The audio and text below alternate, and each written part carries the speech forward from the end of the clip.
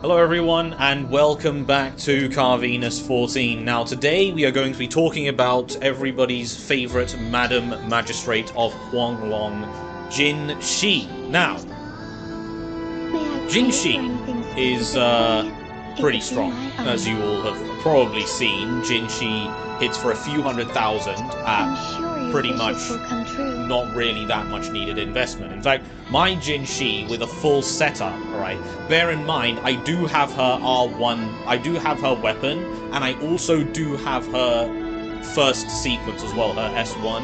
My Jinhsi with the full package for open world regular enemies deals around 315,000 damage. Against open world bosses, it's still like 250,000 to 200,000 the lowest. So yeah, still a load of damage to be fair. But maybe we do a showcase on Jinhsi at some point in the future. Maybe when her rerun actually comes out. So yeah. Once her rerun comes out, I'm planning on making more videos on Jinhsi, like why you want to pull for her, why you don't want to pull for her, because she does have some negatives as well. But this video is mainly to talk about Jinhsi and how broken she actually is. Now, I'm not going to say, yeah, she's really broken, you know, because of her incandescent stacks, and if you stack it well, then you do a load of damage. The more yellow your bar is, the more damage your dragon laser does, and oh my god, it's insane. 5 million damage at S0, level 1, everything, no investment need. No, none of that rubbish. I'm not saying she is broken. Everybody and their mother knows that she is the most overtuned DPS. I'm going to talk about why she is the most overtuned DPS. In fact, I have a theory that I'd like to share to you guys, okay?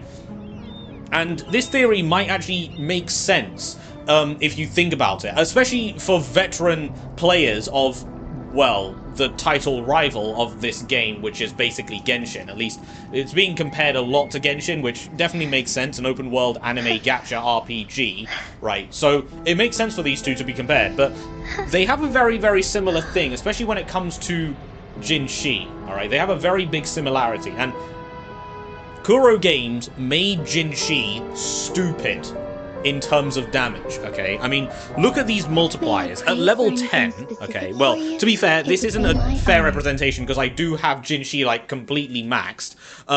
But at level 10, okay, her burst, that's not her burst, that's her Forte circuit, but her burst deals 2 instances of damage, 499.81%, so 500%, plus 1,166.22%. Okay, so if you add that up, okay, that is, well, let's think about it. 1,166 plus 500% is 1,666.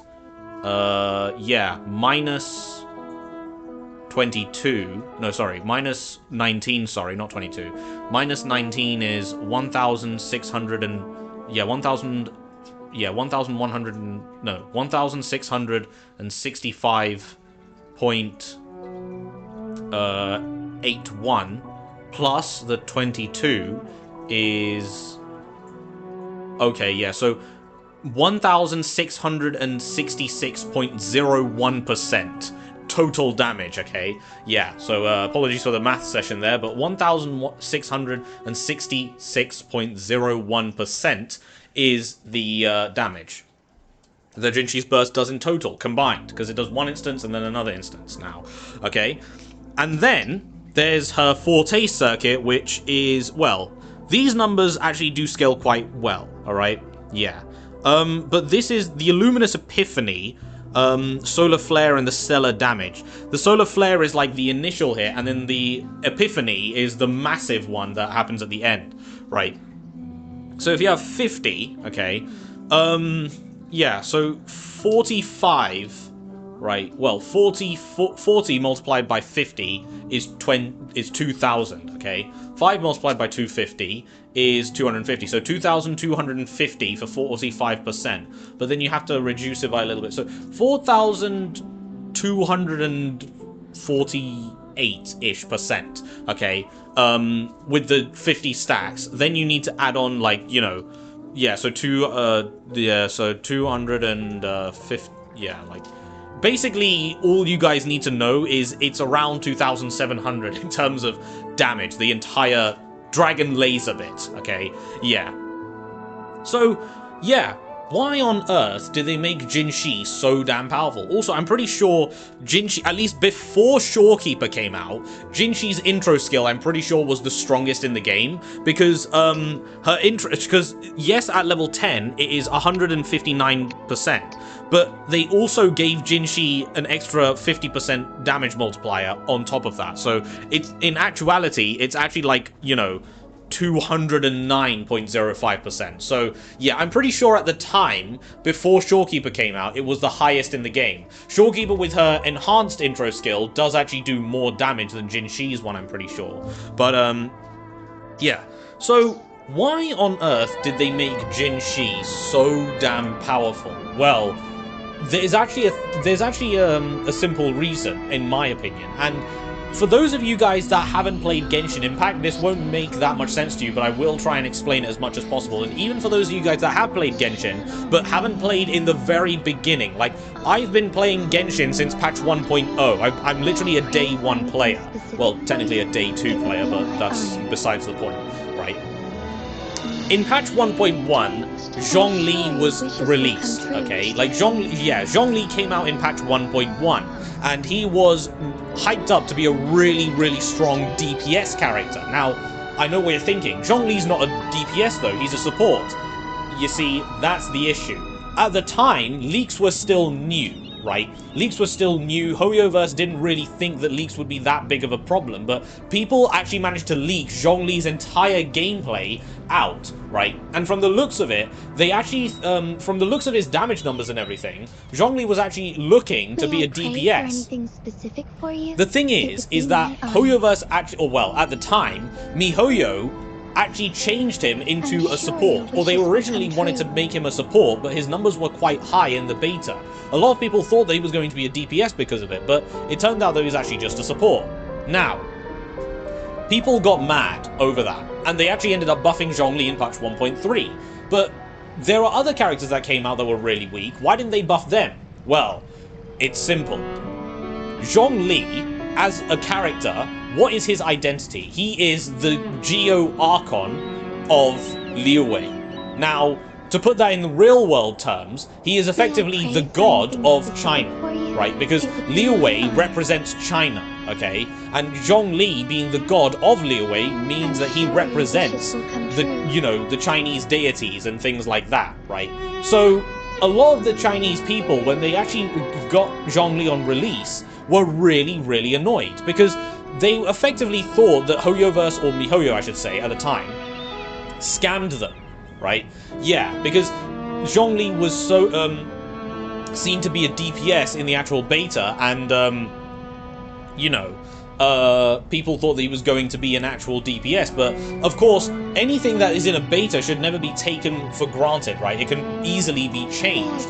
But people were young and dumb, and they didn't really know how the game actually functioned back then properly, right? Now, of course, we all know better, but back then, the game was still relatively new, and no one really knew how to deal with it. So, especially with Zhongli being the literal lord of Liyue, effectively, right? A Chinese deity in representations of the game, and in real life, to be fair. People weren't happy. A lot of people weren't happy. They didn't like how the lord of the country that's meant to represent their country in the real world was so weak gameplay-wise. He might have been great in the lore, but no one cared if he was great in the lore and didn't do any damage in the actual, you know, game itself, right? So, Hoyoverse/MiHoYo went back to the drawing board and buffed him to high hell in patch 1.3, alright? Yeah, they gave him HP scaling on basically all of his attacks, his normal attacks, shield and ult all scaled off of HP a lot higher than they did before, and a load of quality of life changes happened to him, and he basically became one of the best characters for a long time. Arguably still is one of the best characters, right? Yeah.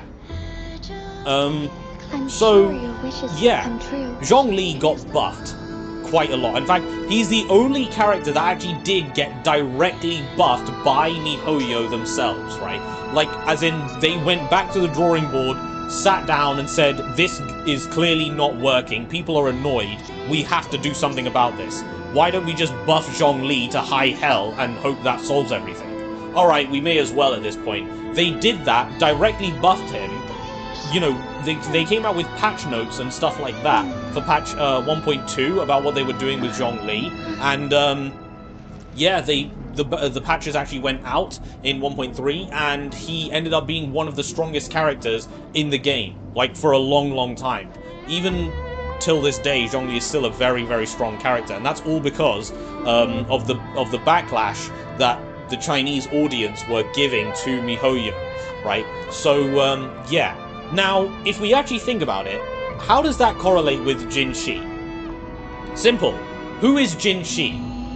She is the magistrate of Huanglong, right? She is quite literally the leader of Huanglong, and Huanglong does represent China in Wuthering Waves, right? It represents China, so obviously, now you can start to see where the correlation is. Jinhsi utilizes the powers of the, you know, the god of Huanglong, effectively. What were they called again? I actually forgot.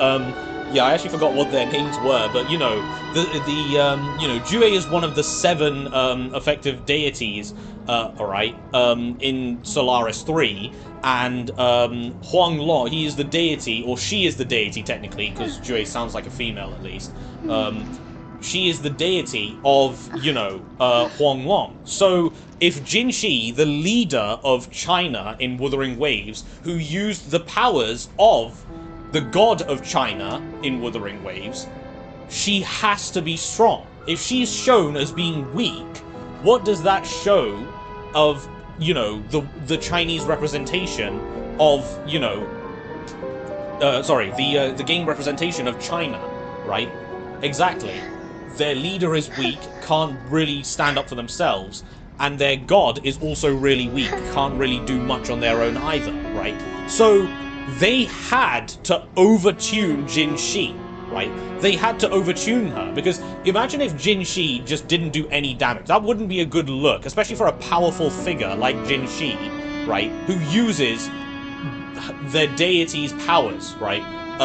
Yeah, so it wouldn't be a good look on the Chinese people. And obviously with Kuro Games being a Chinese company and, you know, a part of their audience is, you know, Chinese and not wanting to repeat the Genshin Impact backlash in patch 1.1 with Zhongli, they had to overtune her. Yes, she's ridiculously stupid now, right, in terms of damage. She is beyond broken in terms of damage. One of the best DPSs in the game, right? You could say, oh yeah, well, Jiyan is better in, you know, Jiyan is better in extended fights and, you know, grouping targets and group fights. Zhang Liao has really good field time and a very good consistent amount of damage. It doesn't matter, okay?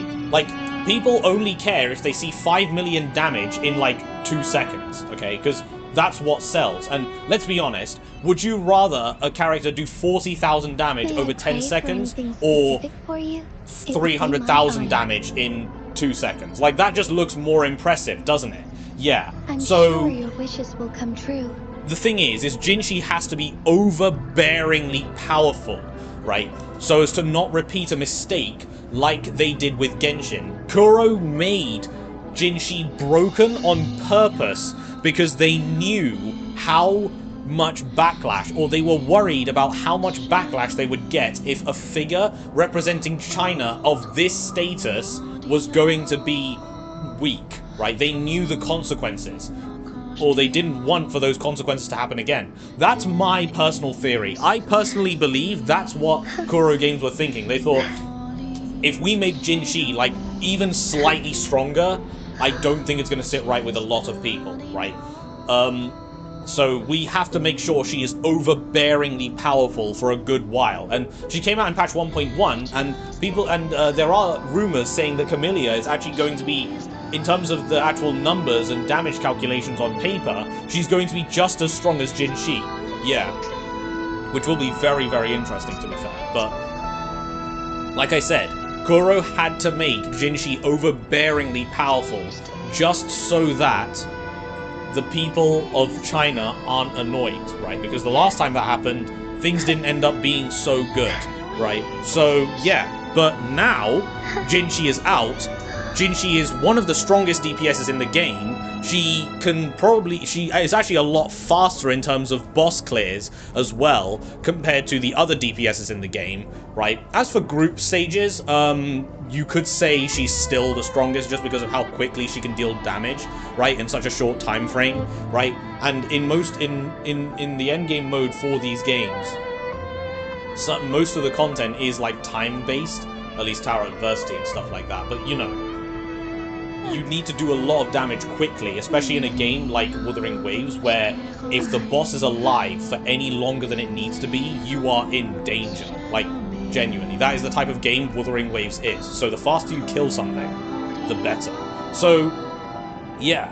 That is my personal theory, guys, on why Jinhsi is so damn overtuned. I mean, she has to be, right? Simply because of what she represents, who she is, and the opinion of people, the opinion of people on how she is going to be received depending on her state in the actual game.